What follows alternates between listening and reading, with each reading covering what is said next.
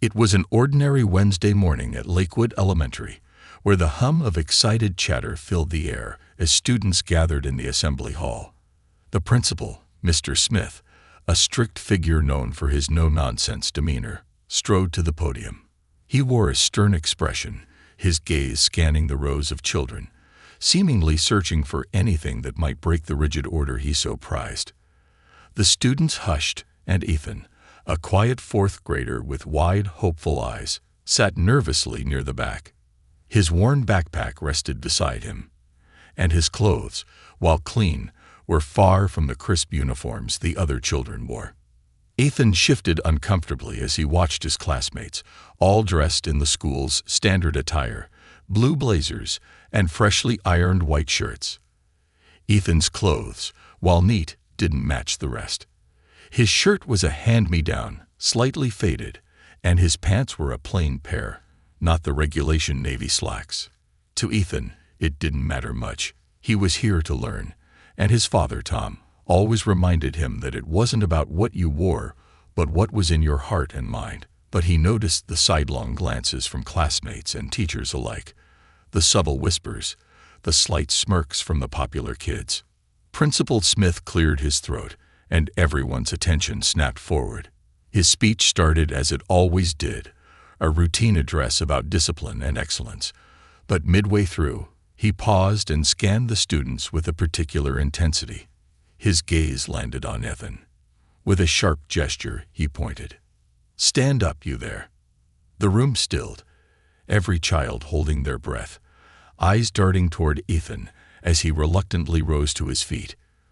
Principal Smith's voice, usually low and measured, was suddenly icy. "What is this?" he asked, gesturing at Ethan's clothes. "You've been told, time and again, that the school has a uniform policy. Yet here you are, dressed in this." His words cut through the air, and Ethan felt his cheeks burn. Ethan's voice was barely above a whisper as he tried to explain. "I'm sorry, sir.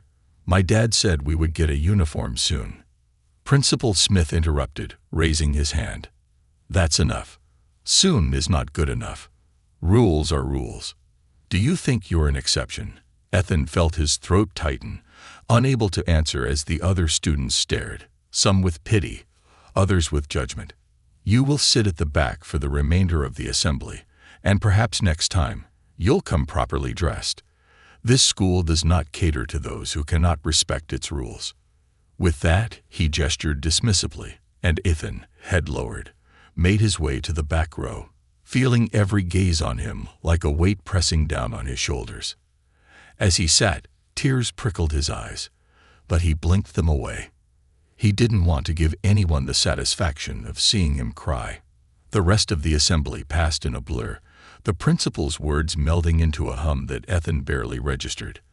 All he could think about was how he would explain this to his father. Tom was a proud man, a hard-working mechanic who had raised Ethan on his own since his mother had passed away when Ethan was just a baby. They had little, but Tom made sure they had enough. Enough love, enough food, enough support to make Ethan feel safe and cherished, even if they couldn't afford everything the other kids had.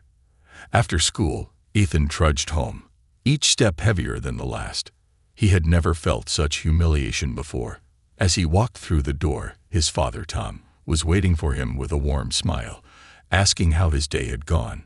But one look at his son's face, and Tom's smile faded. "What happened, Ethan?" he asked gently, kneeling down to meet his son's eyes. Ethan hesitated, then told him everything. The harsh words, the whispers from classmates, the shame of being singled out. As he spoke, he noticed his father's expression shift from concern to anger, though Tom kept his tone even. "Ethan, I'm sorry. You know I'm trying. I know I promised I'd get you that uniform." Ethan shook his head. "It's okay, Dad. I don't care about the uniform. I don't like how it feels to be treated like that." Tom's heart ached hearing those words. Ethan had always been a gentle soul, a boy with a heart far bigger than his years, and it angered Tom to think that his son had been humiliated over something as trivial as a piece of clothing. Tom thought long and hard that night as he sat in his small, cluttered living room, replaying Ethan's story in his mind. He thought about his own father, who had taught him the importance of standing up for what's right, and he wondered if there was a way he could do that for Ethan without causing more harm than good. That night, as Ethan slept, Tom made a decision. He wouldn't stand by and let his son or any other child face such humiliation, but he also knew that he couldn't approach it with anger alone. He had to be smart, to make sure that his actions would lead to real change. The next morning, Tom woke up with a newfound determination.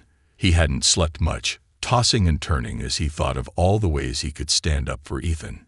He could still picture the look on his son's face as he described the incident: hurt, confusion, and a glimmer of shame that no child should ever have to feel. Tom's own father had been a man of pride and integrity, teaching him that dignity wasn't something anyone could take away unless you let them. But he also knew that lessons like those were hard to hold on to when you were a small boy, publicly humiliated by an authority figure you were supposed to look up to. Tom dressed quickly, his mind racing as he made his way to Lakewood Elementary. The school was just beginning to stir with activity as he arrived, and he caught glimpses of students walking through the halls, laughing, some clutching their books to their chests, others absorbed in the glow of their smartphones. Tom noticed that most of the students were in their uniforms, sharply dressed in blue and white, walking with a sense of normalcy that should have belonged to Ethan too. He clenched his fists at his sides, steeling himself as he entered the school's main office. Behind the counter sat Mrs. Jenkins, the school secretary, a kind-looking woman who always greeted visitors with a smile. But today, her warm expression faltered as Tom approached, her eyes narrowing slightly. Tom knew that word of his visit might spread, especially after yesterday's incident. "Mr. Carter, good morning. How can I help you?" she asked, her voice polite but edged with caution. "I'm here to speak with Principal Smith," Tom replied, keeping his tone measured. He didn't want to start off on the wrong foot, but he wasn't here to be brushed off either. Mrs. Jenkins hesitated, her gaze dropping to her appointment book. "The principal is quite busy today. Perhaps I could schedule a meeting for another day." Tom shook his head, his eyes steady. "I'm sure he can make time. I'm not leaving until I speak to him." There was a quiet determination in his voice that left little room for argument. After a moment, Mrs. Jenkins pursed her lips, nodding as she picked up the phone to let Principal Smith know he had a visitor. After a few minutes, Tom was led down the hall to the principal's office, his footsteps echoing on the polished floor. He took a deep breath before opening the door and stepping inside. Principal Smith sat behind a large mahogany desk, his expression unreadable as he looked up from his paperwork. He was a man of authority, his appearance crisp and immaculate, the embodiment of the school's strict policies. Tom took in the office, with its walls lined with plaques and framed certificates, a testament to the man's achievements and his adherence to rules. "Mr. Carter," Principal Smith greeted, his tone neutral. "Please, have a seat." Tom took the chair across from him, meeting the principal's gaze. "Thank you for seeing me, Principal Smith. I won't take too much of your time." Principal Smith folded his hands on the desk, giving Tom a measured look. "Very well. How can I assist you?" Tom took a steadying breath before speaking. "I wanted to discuss what happened yesterday with my son, Ethan. He came home very upset after being humiliated in front of his classmates for not having a proper uniform." Principal Smith's expression didn't change. If anything, his gaze became cooler, as though he had been expecting this. "Mr. Carter, we have a uniform policy for a reason. It promotes discipline and unity. I can't make exceptions for one student without compromising that standard for everyone." Tom nodded slowly, his voice calm but resolute. "I understand the importance of rules, Principal Smith, but rules should never come at the expense of a child's dignity. My son was singled out and embarrassed. He's just a kid, and he deserves to feel safe and respected here, regardless of what he's wearing." Principal Smith's expression hardened. "Mr. Carter, While I appreciate your perspective, I must disagree. Uniforms are a requirement, and it's the responsibility of each family to ensure their child meets that requirement. If exceptions are made, it could lead to a breakdown in discipline. Where do we draw the line? Tom felt his anger bubbling beneath the surface, but he fought to keep his composure. I'm not asking for the rules to be thrown out, Principal. I'm asking for empathy. Kids come from different backgrounds. Not every family can afford a uniform immediately, and humiliating a child for something beyond their control is not discipline. It's cruelty. Principal Smith raised an eyebrow, clearly unimpressed. I'm sorry you feel that way, Mr. Carter, but our policies are non-negotiable. Discipline and respect are the foundation of this institution, and part of that respect is following the rules. Tom clenched his jaw, feeling the walls of the conversation closing in around him. He had come here hoping to find understanding, but it was clear that Principal Smith saw only black and white, rules and violations, with no room for compassion in between. Taking a deep breath, he leaned forward, his voice steady. I understand, Principal Smith, but let me be clear, I'm not asking. I won't allow my son or any other child to be treated like that. If there's no place for empathy in this school, then perhaps it's time the community knows exactly how this school treats its students. Principal Smith's eyes narrowed. Are you threatening me, Mr. Carter? Tom gave a thin smile, but his gaze was unwavering. No, Principal. I'm promising you that if this policy is not reconsidered, I will make sure every parent in this town knows what happened to my son. And I'll let them decide if this is the kind of school they want their children attending. The principal's face went stiff, and for a moment, the tension in the room was palpable. The two men locked in a silent standoff. Finally, Principal Smith straightened, his voice icy. I'll take your comments under advisement, Mr. Carter, but do not forget who holds authority here. Tom stood up, holding his gaze. Authority doesn't make you right, Principal, and it certainly doesn't give you the right to shame a child. Without waiting for a response, Tom turned and left the office, his heart pounding with a mixture of anger and resolve. He knew this confrontation wouldn't change things overnight, but he also knew he couldn't stay silent. As he walked out of the school, he saw parents dropping off their children, kids laughing and running, all oblivious to the struggle he was facing. A part of him felt small and foolish for thinking he could make a difference against the rigidity of the system. But another part of him felt something else, a spark of determination that was beginning to grow. Tom returned home, his mind racing with possibilities. He realized that if he wanted real change, he couldn't do it alone. He needed to bring this issue to the community, to let others know what his son had endured. But more than that, he wanted to ensure that no other child would feel the shame Ethan had felt. That evening, Tom began drafting a message for a community group on social media, detailing what had happened to Ethan and calling on other parents to support him in demanding change. He knew it was a risk. He could be seen as a troublemaker, someone stirring up unnecessary conflict. But he also knew that standing up for his son's dignity was more important than keeping the peace. As he hit post on his message, Tom felt a rush of anticipation and fear. There was no turning back now. His story was out there, and soon the community would decide whether to stand with him or let the issue fade into silence. The days following Tom's post were filled with an overwhelming response he hadn't anticipated. His message quickly gathered attention in the community, shared from one parent to another, sparking conversations that echoed the concerns Tom had raised. Comments poured in, with parents and community members voicing their own stories of hardship, discrimination, and instances where their children had faced similar treatment. Some parents shared their relief, admitting they had kept quiet about their struggles, fearful of repercussions or judgment. Others expressed anger at the school administration, questioning how such an environment could be allowed to persist. Yet, as the support grew, so did the backlash. Not everyone saw Tom's actions in a favorable light. There were voices that accused him of overreacting, of undermining the importance of discipline and order. A vocal few argued that the school was merely upholding standards, that policies like uniforms promoted equality among students. Tom read each comment, feeling the weight of both support and criticism. But it was the stories from struggling families that fueled his resolve. He knew now, without a doubt, that this wasn't just about Ethan. It was about every child who had ever felt shamed or marginalized for circumstances they couldn't control. By the end of the week, Tom's post had reached hundreds, and he noticed that the conversation had spilled beyond social media.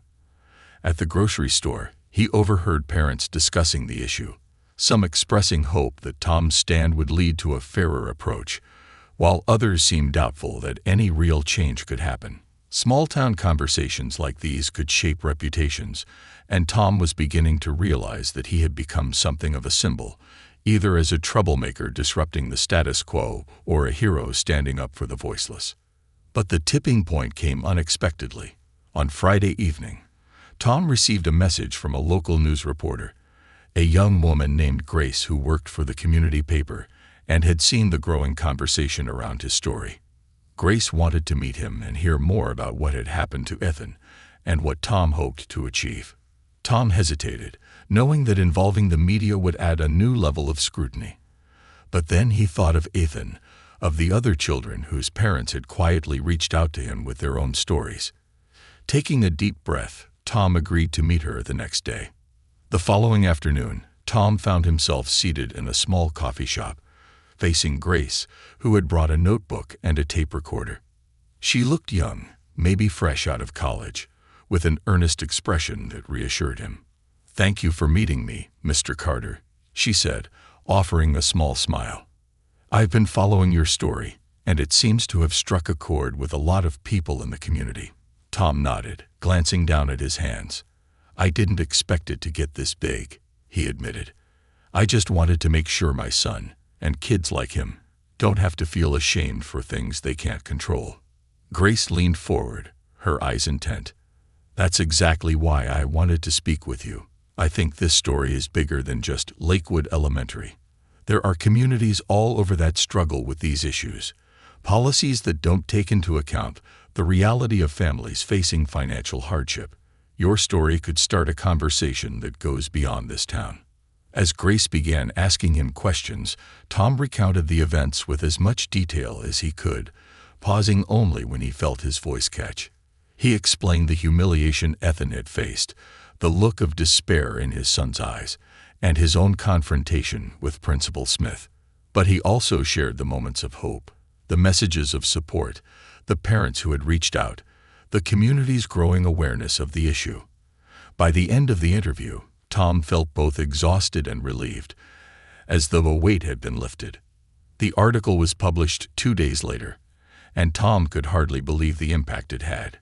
Grace's piece painted a powerful portrait of the struggles families like his faced and the emotional toll that rigid policies could impose on vulnerable students. She included quotes from Tom, from supportive parents, and even a few words from parents who defended the school's stance, creating a balanced yet poignant narrative that resonated with readers. The article quickly became the talk of the town, and copies of the paper sold out within hours. As the article's reach grew, so did the pressure on the school administration. Parents began to demand a response from the school board, questioning why such policies were in place and whether they truly served the students' best interests. Lakewood Elementary was suddenly under a microscope, and Principal Smith found himself at the center of the scrutiny. For years, he had run the school with a firm hand, priding himself on order and structure, but now, the very methods he had upheld were being called into question. The following week, the school board scheduled a public meeting to address the growing concerns. Tom received a formal invitation to attend, and he knew that this would be his opportunity to confront the policies head-on. As he prepared for the meeting, he gathered the messages and stories he had received from other parents, knowing that his voice alone might not be enough to make the board reconsider. He wanted to show them that this wasn't an isolated issue, that it was part of a larger problem that affected countless children and families. The night of the meeting, Tom arrived to find the boardroom packed with parents, teachers, and community members. The room buzzed with conversation, and Tom could feel the tension in the air. At the front of the room sat the school board members, a mix of seasoned professionals and local figures, along with Principal Smith, who wore a grim expression, his gaze fixed firmly ahead. Tom noticed several familiar faces in the crowd, parents who had reached out to him, as well as a few people who had criticized his actions online. He took a seat near the front, trying to steady his nerves. As the meeting began, the board chair, a woman named Linda Thompson, introduced the topic with a diplomatic tone, acknowledging the concerns raised by the community and the importance of fostering an environment that supported all students. "We've heard from many of you, and tonight we want to have an open discussion about the issues brought forward," she said, glancing around the room. "Mr. Carter, we understand that you have been a central voice in this matter. Would you like to start?" Tom stood up, his heart pounding, and faced the board and the crowd. "Thank you, Mrs. Thompson," he began, his voice steady. "I appreciate the chance to speak tonight. I came here because my son, Ethan, was humiliated over a uniform policy, something that, in my opinion, should never happen to any child." He took a deep breath, glancing around the room, feeling the eyes of parents, teachers, and even Principal Smith on him. "Rules are important," he continued. "I get that. But when rules are enforced without empathy, without understanding the situations kids face, then those rules stop being about discipline and start becoming a tool for shame. My son came home hurt, confused, and questioning his own worth. No child should ever feel that way, especially not in a place where they're supposed to feel safe." He went on to share some of the stories he had gathered from other parents, detailing the struggles they faced, the lengths they went to just to keep up with the costs of school requirements. He could see nods of agreement from many in the audience, while others looked on thoughtfully, some even wiping away a tear. Finally, he addressed the board directly. "I'm not here to ask for special treatment for my son. I'm here because I believe that every child deserves to feel valued, regardless of their background or their financial situation. And if a policy doesn't allow for that, then maybe it's time we think about changing it." When he finished, there was a moment of silence, followed by scattered applause from the audience. Mrs. Thompson nodded, acknowledging his words. "Thank you, Mr. Carter. Your perspective is important, and we will take it into consideration as we review the policy." Principal Smith, however, was less receptive. He leaned forward, his voice firm. "With all due respect, Mr. Carter, I believe that discipline is the backbone of a successful school. Uniforms are a symbol of unity and equality, and without them, we risk creating divisions and distractions among our students." Tom met his gaze, unflinching. "Uniforms should represent unity, yes, but unity doesn't come from forcing everyone to look the same. It comes from accepting and respecting each other, differences and all."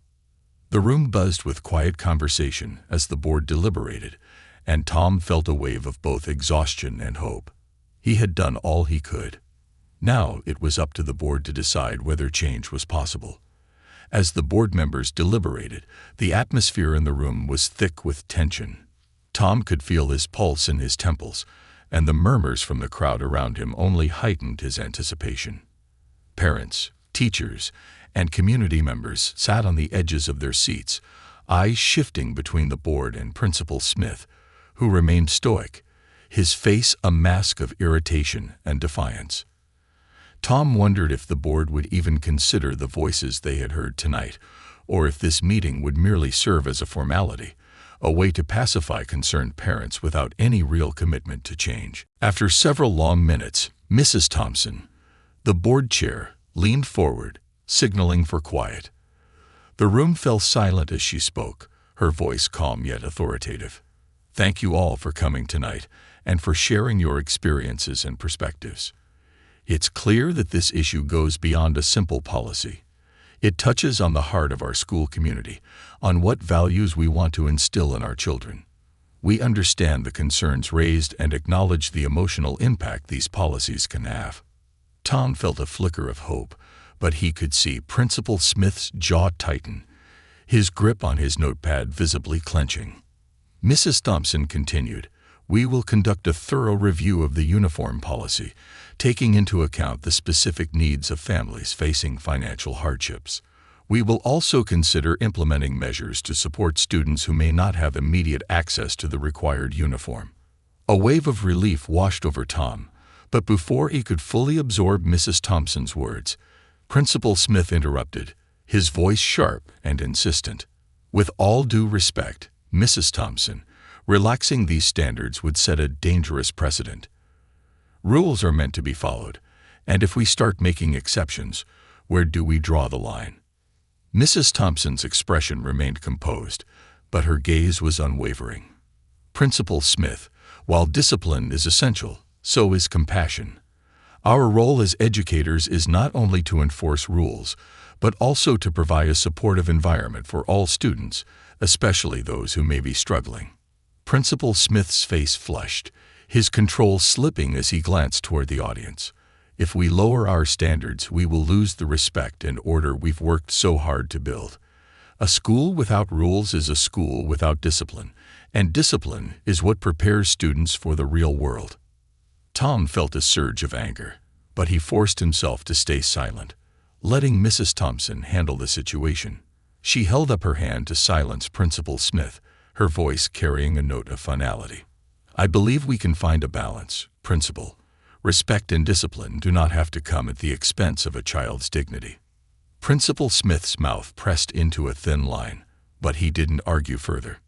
Mrs. Thompson thanked the attendees and adjourned the meeting, promising to keep the community informed about the board's decisions.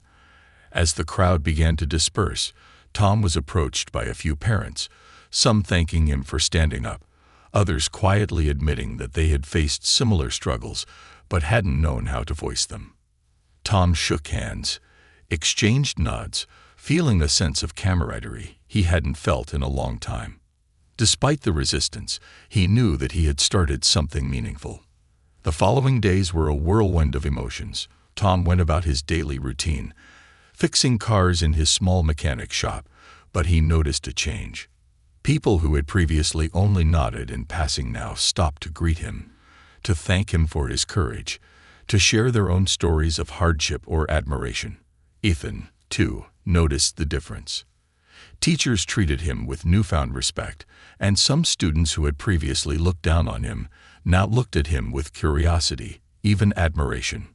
But then something unexpected happened, a twist Tom couldn't have anticipated. On a gray Wednesday morning, as Tom was in his garage, working under the hood of an old pickup, he heard a knock at the door. Wiping his hands on a rag, he looked up to see Ms. Grant, a member of the school board who had been quiet during the meeting. She was a middle-aged woman with a kind face, and Tom had heard that she had grown up in a working-class family herself, though she rarely spoke of it. "Ms. Grant," Tom said, surprised. "I wasn't expecting a visit." She smiled, a little hesitantly. "I hope I'm not intruding, Mr. Carter. I just wanted to thank you for what you did. You spoke not just for your son, but for so many families who feel they don't have a voice." Tom nodded, feeling the surge of gratitude. "Thank you. I only did what I thought was right." Ms. Grant looked around the garage as though gathering her thoughts. "There's something you should know," she said finally, her voice dropping to a hushed tone. "Principal Smith has been under review for some time now. There have been complaints." Tom raised his eyebrows, surprised. "Complaints? About what?" Ms. Grant sighed, glancing around as if to make sure they were alone. "His approach to discipline, his lack of empathy, and his tendency to single out students. Your case wasn't the first, Mr. Carter. It was just the one that brought everything to light. The board has been receiving letters for years, but most parents were too afraid to go public. You gave them the courage to speak up." Tom felt a mix of shock and vindication. He had always sensed that Principal Smith's rigidity was more than just a matter of policy, but he hadn't realized how deep the issue went. Ms. Grant continued, "The board is considering a change in leadership. We need someone who can lead with both discipline and compassion. Someone who understands the needs of the entire student body." Tom's mind raced as he absorbed her words. A change in leadership could transform the entire atmosphere of Lakewood Elementary, creating a school where children like Ethan would be treated with respect and understanding. But he also knew that this transition wouldn't be easy, especially with Principal Smith's influence and connections. As Ms. Grant turned to leave, she paused, looking back at Tom. "I just wanted you to know that your actions mattered, Mr. Carter. They may lead to something much bigger than any of us expected." Tom watched her walk away, his mind buzzing with the implications. He had started this journey to protect his son, but it seemed his actions might ripple out to impact the entire school and even the community. Yet he knew this wouldn't be the end of the struggle. Principal Smith wouldn't step down without a fight, and there would likely be those in the community who would resist any change to the status quo. The news about Principal Smith's potential departure spread through the town like wildfire, igniting debates and drawing lines in the sand. Some parents were thrilled, hopeful that a new principal would bring a kinder approach to the school. Others, however, were fiercely loyal to Principal Smith's strict policies, viewing any deviation as a threat to the discipline they valued. Tom found himself at the center of these discussions, with strangers approaching him in grocery stores and on the street, either offering praise for his bravery or admonishing him for causing unnecessary disruption. In the meantime, Principal Smith made a subtle but visible effort to assert his authority, holding assemblies where he emphasized the importance of order and respect, and even implementing stricter rules around dress code and behavior. Some parents began to feel the pressure, fearing that aligning with Tom's stance might put their own children in a vulnerable position. A few parents who had previously voiced support began to withdraw, their voices falling silent as they weighed the risks of challenging a man as powerful as Principal Smith.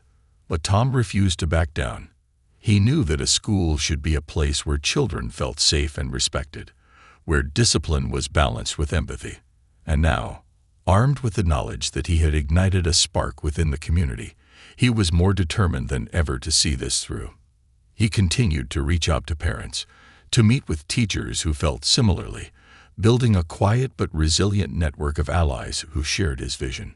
Finally, after weeks of tension, the school board called another meeting, this time a closed session to discuss Principal Smith's future. Tom wasn't allowed to attend, but he waited outside with a group of supportive parents and community members. The hours passed slowly, each minute dragging as they waited for any news.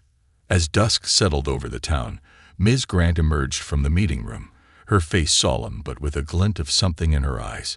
She approached Tom, her expression unreadable. "The board has decided to remove Principal Smith from his position. We'll be looking for a new leader who understands the importance of both structure and compassion." A murmur of relief and excitement spread through the gathered crowd, and Tom felt a wave of emotions: relief, vindication, and, above all, a profound sense of accomplishment. He hadn't just fought for his son. He had fought for an entire community's right to a fair and nurturing education. As people congratulated him, Tom spotted Ethan standing at the edge of the crowd, watching with wide eyes. He walked over to his son, kneeling down to meet his gaze. "We did it, Ethan," he said softly. "Not just for you, but for everyone. Things are going to change here." Ethan smiled, a shy but genuine smile that spoke of pride and understanding beyond his years. "Thanks, Dad," he whispered, hugging Tom tightly. In that moment, Tom knew that this victory was more than just about uniforms or policies.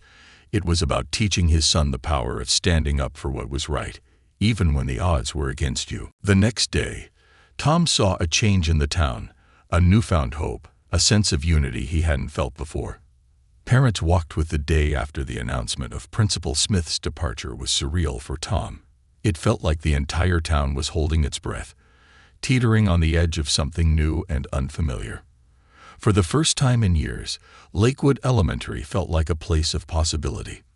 Parents, teachers, and students alike moved through the school halls with a cautious optimism, murmuring about what might come next.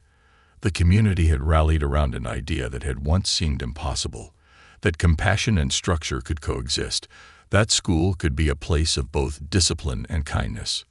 But as with any major shift, Not everyone welcomed the change.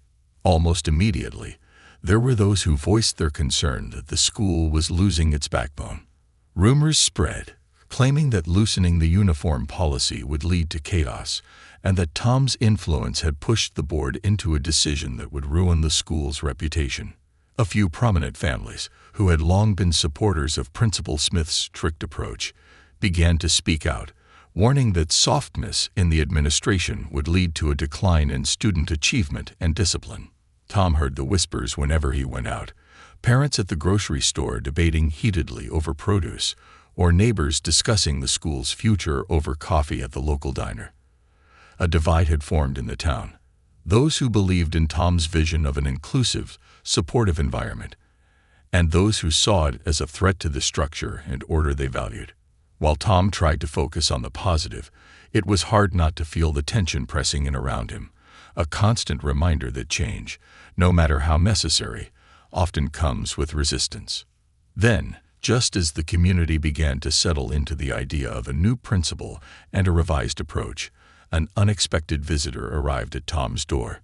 It was Mr. Landry, a local businessman and a prominent supporter of Principal Smith, known for his influence in town affairs.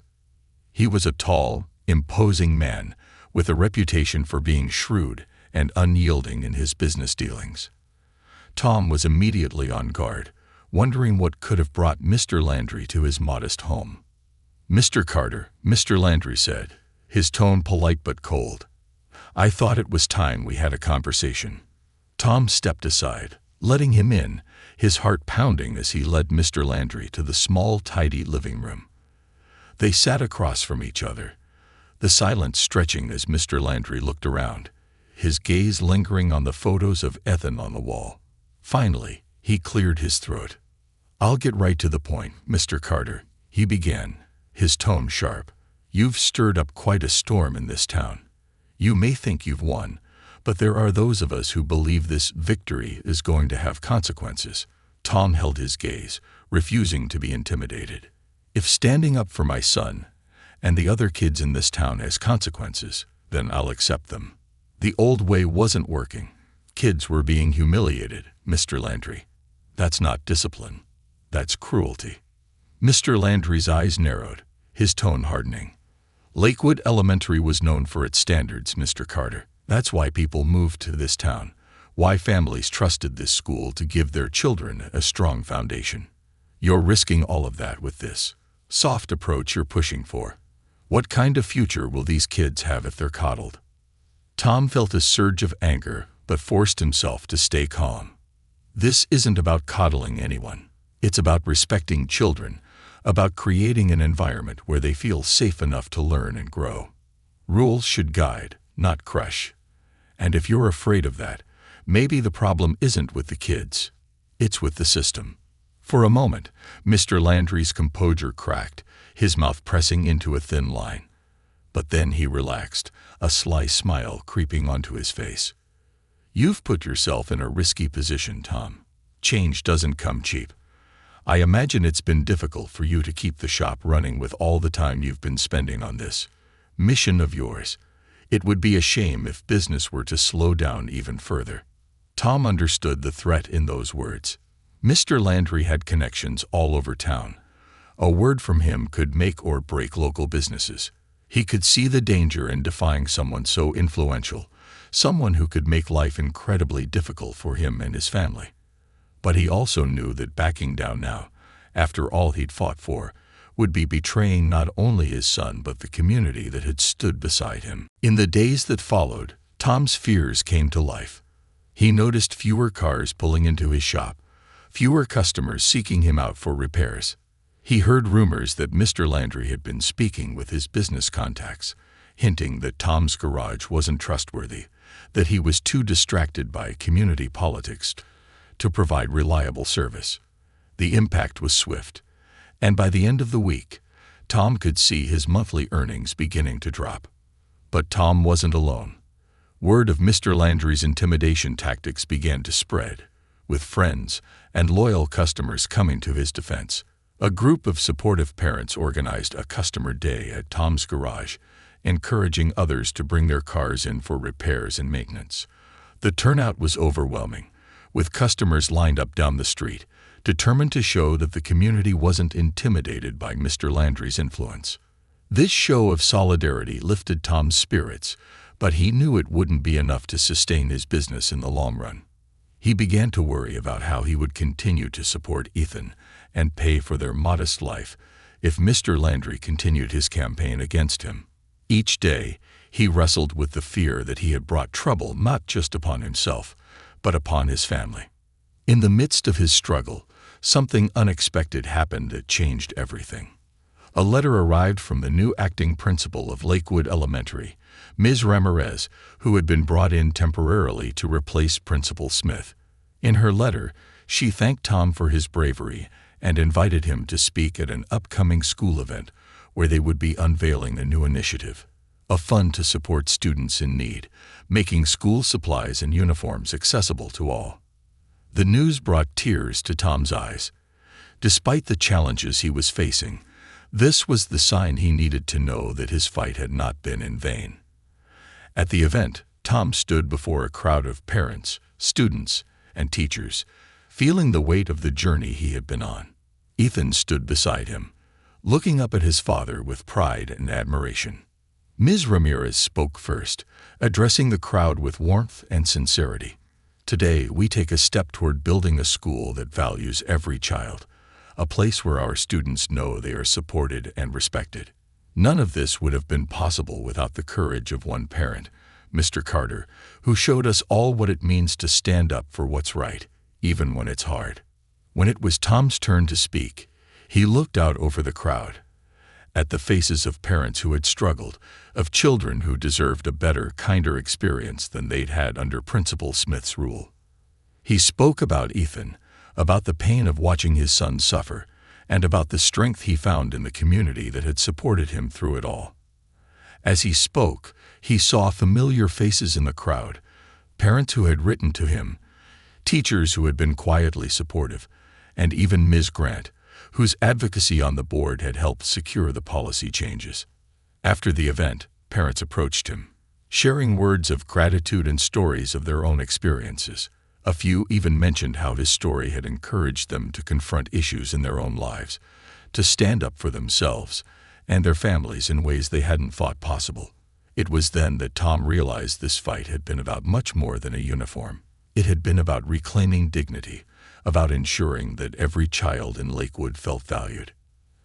As the evening drew to a close, Tom looked around at the community that had gathered in solidarity. The fear he had once felt from Mr. Landry's threats seemed distant now, replaced by a sense of purpose and unity. And for the first time in a long time, Tom felt at peace, knowing that he had done right by his son and his town.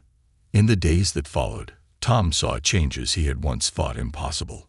The school began to foster a new culture, one of acceptance and empathy, where children from all backgrounds felt welcome. His business slowly recovered, thanks to the loyalty of customers who respected his integrity, and the community continued to support him, ensuring that no amount of intimidation could silence his impact. Tom knew that there would always be challenges, that people like Mr. Landry would try to resist change. But he also knew that his voice, and the voices of others like him, had power, and that together, they had the strength to make a difference. In the weeks that followed the school event, Tom found himself reflecting on the journey he had taken. The changes at Lakewood Elementary were evident, not only in the new policies but in the atmosphere that filled the hallways and classrooms. Ms. Ramirez, now confirmed as the permanent principal, was dedicated to building a school environment where children felt respected and valued. She organized regular meetings with parents, teachers, and students, creating an open forum where everyone had a voice. It was a stark contrast to the authoritarian rule of Principal Smith, and the shift brought a wave of optimism that spread through the entire town. For Tom, however, the battle had not been without its scars. While his business had recovered somewhat, he still felt the lingering effects of Mr. Landry's vendetta. Some of his former customers had drifted away, influenced by Mr. Landry's quiet campaign to paint Tom as a troublemaker. Yet Tom also gained new clients, people who admired his bravery and wanted to support his stand for justice. Even with the steady flow of work, there were days when he worried about the stability of his income, especially as he saw Ethan growing older, his needs changing, and the future always on the horizon. But for all the challenges he faced, Tom took solace in the fact that his actions had made a lasting difference. As the weeks turned into months, he saw the impact of his stand unfold in ways he hadn't anticipated. Ethan, once a shy and uncertain boy, blossomed with a newfound confidence. No longer did he hang his head low in the hallways or avoid the eyes of his classmates. Instead, he walked with a quiet pride, his shoulders squared and his gaze steady. Other children, too, seemed to follow his example, embracing the changes with an eagerness that even the teachers noticed. One afternoon, as Tom was closing up his garage, Ethan ran up to him, excitement radiating from his face. "Dad, guess what?" he asked, nearly out of breath. "What's up, champ?" Tom asked, wiping his hands on a rag and smiling at his son's enthusiasm. "They asked me to speak at the next school assembly." Ethan's eyes were shining. "Ms. Ramirez said she wants me to talk about, standing up for yourself and helping others. She said I could help other kids feel more confident, too." Tom's heart swelled with pride, and he knelt down to look his son in the eye. "That's incredible, Ethan. I'm so proud of you. It takes a lot of courage to stand up in front of everyone and share something personal. You're really brave, you know that." Ethan grinned, his face a mix of excitement and nerves. "I learned it from you, Dad." Tom hugged his son, feeling a deep sense of fulfillment that no financial success could ever match. In that moment, he knew that all the hardship, all the sleepless nights and confrontations, had been worth it. He had given Ethan the greatest gift he could, a sense of self-worth, a belief in the power of standing up for what was right, and the confidence to be a leader among his peers. The day of the assembly arrived, and Tom took a few hours off from work to attend. Finding a seat among the other parents in the crowded auditorium, the room was filled with anticipation as students and teachers took their seats, whispering and fidgeting as they waited for the program to begin. When Ethan took the stage, Tom felt a lump form in his throat. Dressed in his simple clothes, Ethan looked out over the audience, pausing for a moment before he spoke, his voice clear and steady. "Hi, everyone. I'm Ethan Carter," he began, glancing around the room with a shy but steady smile. "I wanted to talk about something my dad taught me, something I learned from what happened last year. Sometimes things aren't fair, and sometimes people treat you differently just because of things you can't control. But my dad showed me that you don't have to stay quiet about it. You can stand up for yourself and for others, even if it's hard." Ethan continued, sharing his experiences and speaking about the importance of kindness, resilience, and believing in oneself. Tom watched with pride as his son, once shy and hesitant, spoke with a confidence that moved both teachers and students. By the time Ethan finished, the room erupted in applause, and several parents wiped away tears, visibly moved by his words. After the assembly, Ms. Ramirez approached Tom with a warm smile. "You've raised quite a remarkable young man," she said, shaking his hand. "He's an inspiration to his classmates, and I think he's going to make a difference in this school for a long time to come." Tom thanked her, feeling a deep sense of pride and gratitude. He knew that Ms. Ramirez's leadership had been instrumental in fostering this environment, and he felt hopeful about the future of the school under her guidance. And most importantly, Tom had found himself changed too. He was no longer just a mechanic working quietly in the background. He had become a voice for those who felt unheard, a figure of quiet strength and determination. Through his journey, he had learned that courage wasn't always loud or grand. It could be as simple as standing up for what was right, even when the world told you to sit down. As he looked out over the town that had become his home, Tom felt a profound sense of peace. The struggle had been hard, the sacrifices real, but in the end, he had given Ethan, and every child in the community, a brighter, more hopeful future. and for that he would forever be grateful.